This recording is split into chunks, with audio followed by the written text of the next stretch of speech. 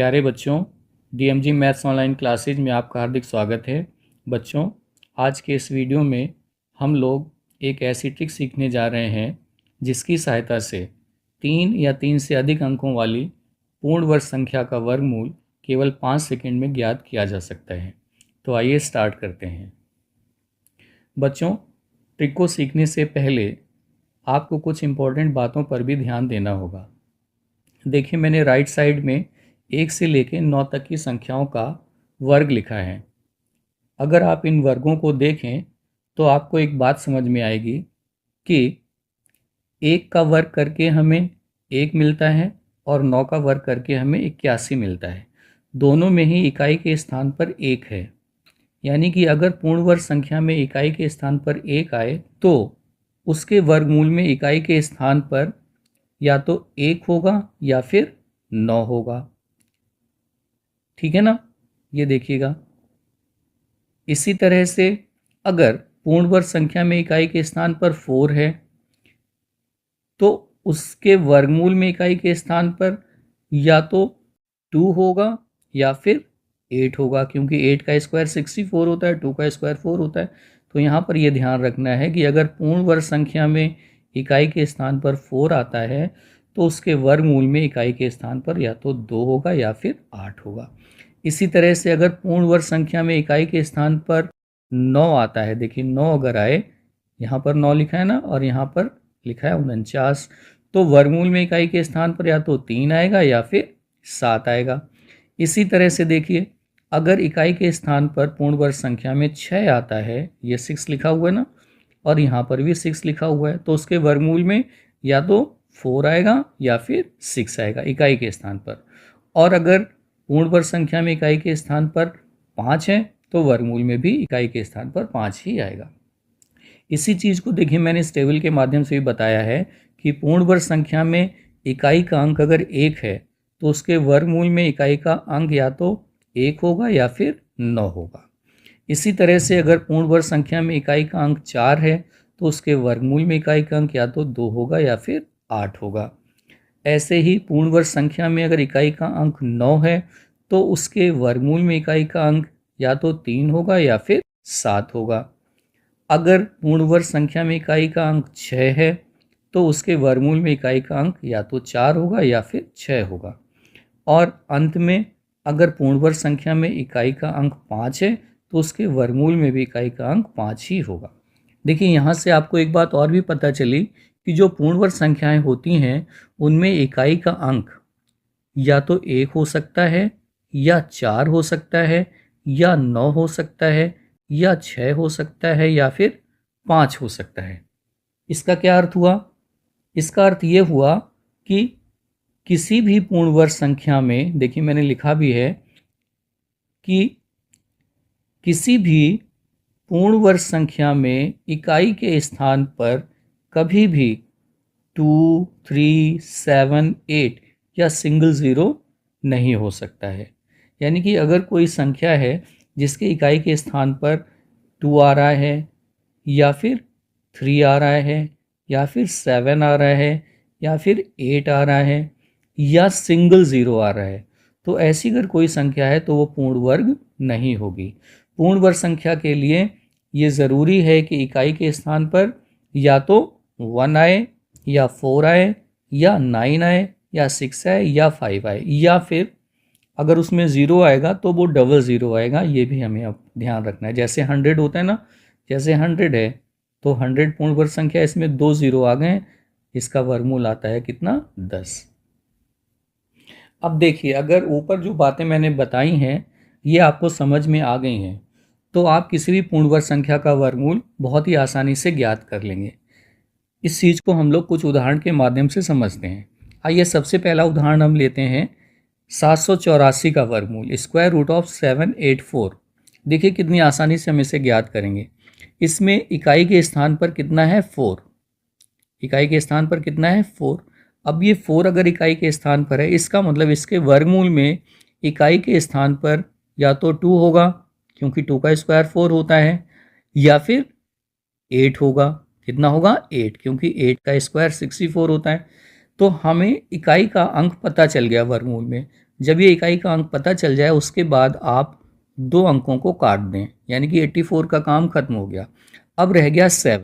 अब आपको ये देखना है कि कौन सी पूर्ण वर्ग संख्या 7 के एकदम करीब है और 7 से कम है। तो देखिए वो नंबर है 4, जो कि 2 का स्क्वायर होता है। इसके बाद अगर आप 3 का स्क्वायर करेंगे तो वो 9 हो जाएगा, जो 7 से ज़्यादा हो जाएगा। तो 7 के करीब और 7 से छोटी जो सबसे पहले पूर्ण वर्ग संख्या मिलेगी वो है क्या, 4।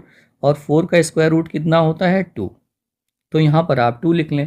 अब देखिए, या तो आपका आंसर 22 होगा या फिर आपका आंसर होगा 28। अब इन दोनों में कौन सा आंसर होगा ये जानने के लिए ये जो 2 आपका आया है, ये वाला 2, इसको इसके अगले नंबर से मल्टीप्लाई कीजिए तो कितना आया, 6। अब ये जो नंबर 7 था वो देखिए इस 6 से बड़ा है या फिर छोटा है, तो बड़ा है। 7 6 से बड़ा है, तो यहाँ पर भी बड़े वाले नंबर को आप ले लें। तो इस तरह से हमारा आंसर हो गया 28। तो देखिए कितनी आसानी से हमने 784 का वर्गमूल जान लिया, 28। आइए दूसरे उदाहरण को देखते हैं। ये है 961, 961 का हमें वर्गमूल निकालना है। तो देखिए सबसे पहले हम इसके इकाई के अंक को देखेंगे। इकाई के स्थान पर लिखा है 1। अब इकाई के स्थान पर अगर 1 है तो इसका मतलब वर्गमूल में इकाई के स्थान पर या तो 1 होगा या फिर 9 होगा, क्योंकि 9 का स्क्वायर भी 81 होता है। जब आपको ये इकाई का अंक पता चल गया, इसके बाद आप इन 2 नंबर को ख़त्म कर दें, कैंसिल कर दें। अब बचा 9, तो 9 खुद ही परफेक्ट स्क्वायर नंबर है जिसका स्क्वायर रूट कितना होता है, 3। तो इसका स्क्वायर रूट 3 लिख लें। अब आपका आंसर या तो 31 होगा या फिर 39 होगा। अब इन दोनों में कौन सा है ये जानने के लिए फिर से वही ट्रिक अपनाएं। ये जो 3 आप देख रहे हैं, इस 3 को इसके अगले नंबर से मल्टीप्लाई करें तो कितना आएगा, 12। अब ये देखें जो 9 है ये 12 से कम है, तो आपको कम वाला नंबर लेना है। इसका मतलब हमें 1 को लेना है। तो हमारा आंसर कितना हो गया, 31। लो आ गया आंसर कितनी आसानी से। और देखिए तीसरा उदाहरण लेते हैं। अभी हमने 3 अंकों वाली संख्याएं ली थी और अब हम ले रहे हैं 4 अंकों वाली संख्याएं। मैंने लिया है 3721। हमें इसका स्क्वायर रूट निकालना है। ध्यान रखें यहाँ पर जो भी संख्याएं हम लोग ले रहे हैं वो सभी पूर्ण वर्ग संख्याएं हैं। अब देखिए यहाँ पर इकाई के स्थान पर है 1। अब इकाई के स्थान पर अगर 1 है तो इसका मतलब इसके वर्गमूल में इकाई के स्थान पर या तो 1 होगा या फिर 9 होगा। इसके बाद जब आपको ये बात पता चल जाए, इसके बाद आप 2 अंक को कट कर दें। 21 खत्म हो गया, अब बचा 37। अब 37 के करीब और 37 से छोटी पूर्ण वर्ग संख्या में देखनी है। तो बिल्कुल स्पष्ट है कि 36 यानी कि 36 संख्या ऐसी है जो पूर्ण वर्ग भी और 37 के एकदम करीब है। तो आपको 36 का स्क्वायर रूट लिख लेना है। कितना होता है, 6। तो 6 हमने लिख लिया। अब हमारा आंसर या तो 61 होगा या फिर होगा 69। अब कौन होगा ये जानने के लिए फिर से वही ट्रिक, ये जो 6 है इसको आप इसके अगले नंबर से मल्टीप्लाई कर दो, यानी कि 7 से। तो कितना आ गया, 42।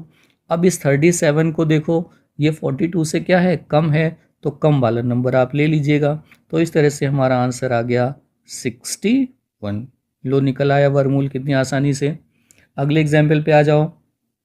ये है 5625। इसका स्क्वायर रूट हमें निकालना है। अब देखो यहाँ पर इकाई के स्थान पर है 5। जब इकाई के स्थान पर 5 होता है तो वर्गमूल में भी इकाई के स्थान पर 5 होता है। तो सबसे पहले हमने 5 लिख लिया और इस 25 को कट कर दिया। अब हमारे पास बचा 56।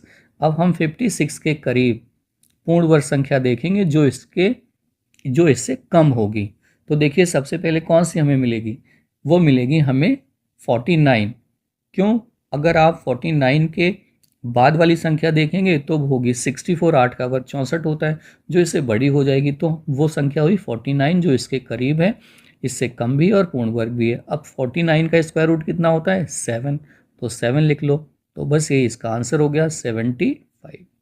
देखिए कितनी आसानी से आपने ये वर्गमूल निकाल लिया। जब आपकी प्रैक्टिस हो जाएगी तो आप 5 सेकेंड से भी कम समय में आप इसको हल कर पाएंगे। देखिए और एग्जाम्पल्स लेते हैं। अगला उदाहरण हम लोग ले रहे हैं 18,225। देखिए अब हमने 5 अंकों की संख्या ली है। पहले हमने 3 अंकों की ली, फिर 4 अंकों की, अब हम ले रहे हैं 5 अंकों की संख्या 18,225। इसमें भी देखिए इकाई के स्थान पर कितना है 5, तो वर्गमूल में इकाई के स्थान पर कितना होगा 5। अब आप इस 25 को कट कर दें, अब आपके पास संख्या बची है 182। अब फिर से वही ट्रिक हम अपनाएंगे कि 182 के करीब और इससे छोटी पूर्ण वर्ग संख्या हमें देखनी है। तो देखिए 13 का जो वर्ग होता है वो 169 होता है और 14 का वर्ग 196 होता है, जो कि 182 से ज़्यादा हो गया। यानी कि 13 का वर्ग 169 संख्या इसके करीब है, पूर्ण वर्ग भी और इससे छोटी भी है। और 169 का वर्गमूल कितना होता है 13, सबको पता है। तो बस यही हमारा आंसर आ गया 135। देखिए कितनी आसानी से आंसर आ गया। इसके बाद हम आते हैं अपने छठे उदाहरण पर। ये लिखा हुआ है 60,516, 5 अंकों की ये संख्या है, पूर्ण वर्ग है, इसका हमें निकालना है वर्गमूल। तो देखिए कितनी आसानी से निकालेंगे। सबसे पहले इकाई का अंक देखो कितना है 6। अब अगर इकाई का अंक 6 है, इसका मतलब यह हुआ कि वर्गमूल में इकाई का अंक या तो 4 होगा या फिर 6 होगा। तो हमने दोनों ही लिख लिए, 4 या 6, 4 और 6। और इसके बाद हमने 16 को कट कर दिया। अब हमारे पास बचा है 605। अब हम 605 के करीब पूर्ण वर्ग संख्या देखेंगे जो इससे कम हो। तो आप सबको पता होता है कि 25 का वर्ग 625 होता है, जो कि इससे ज़्यादा हो गया। तो यानी कि हमें 24 का वर्ग देखना है। 24 का वर्ग होता है 576। 576 संख्या पूर्ण वर्ग है और इससे छोटी भी है और इसके करीब है सबसे ज़्यादा। तो हम 576 संख्या को लेंगे जिसका वर्गमूल कितना होता है 24। तो अब आपका आंसर या तो 244 होगा या होगा 246। अब इनमें कौन सा सही है ये जानने के लिए आपको क्या करना है, ये जो 24 है इस 24 को इसकी अगली संख्या यानी कि 25 से गुणा करो। तो जब आप गुणा करेंगे तो 600 मिलेगा। अब देखो ये जो 605 है ये 600 से बड़ा है, तो यहाँ पर भी आपको बड़ी संख्या लेनी है। तो इस तरह से हमारा आंसर आ गया 246। तो देखिए इतनी बड़ी संख्या का वर्गमूल आपने कितनी आसानी से ज्ञात कर लिया। तो ये ट्रिक है जिसकी सहायता से आप 3 या 3 से अधिक अंकों की पूर्ण वर्ग संख्या का वर्गमूल बहुत ही आसानी से ज्ञात कर सकते हैं। अब देखिए हमने आपको कुछ अभ्यास के लिए क्वेश्चंस दिए हैं। इनका वर्गमूल आप गुणनखंड करके भी निकाल सकते हैं, लेकिन हम चाहेंगे कि आप इनका जो वर्गमूल है वो ट्रिक की सहायता से करें। जो ट्रिक आपने इस वीडियो में सीखी है उसको अप्लाई करके ये जो मैंने संख्याएं लिखी हैं सभी पूर्ण वर्ग संख्याएं हैं, इनका वर्गमूल आप ज्ञात करें और आप पाएंगे कि आप कुछ ही सेकेंड्स में इनका स्क्वायर रूट निकाल लेंगे। तो प्यारे बच्चों, आशा करता हूँ कि ये ट्रिक आपको समझ में आई होगी। आप ज़्यादा से ज़्यादा संख्याओं के वर्गमूल इस ट्रिक से निकालें ताकि इस ट्रिक पर आपका पूरा कमांड हो जाए और आप बहुत आसानी से पूर्ण वर्ग संख्याओं का वर्गमूल ज्ञात कर सकें। अगर आपको वीडियो अच्छा लगा हो तो वीडियो को लाइक कर दीजिएगा। अगर चैनल को अभी तक सब्सक्राइब ना किया हो तो प्लीज़ सब्सक्राइब कर लें। अपने दोस्तों में इस वीडियो को आप शेयर कर सकते हैं ताकि उनका भी ज्ञानवर्धन हो सके। वीडियो देखने के लिए बहुत बहुत धन्यवाद। Thank you very much.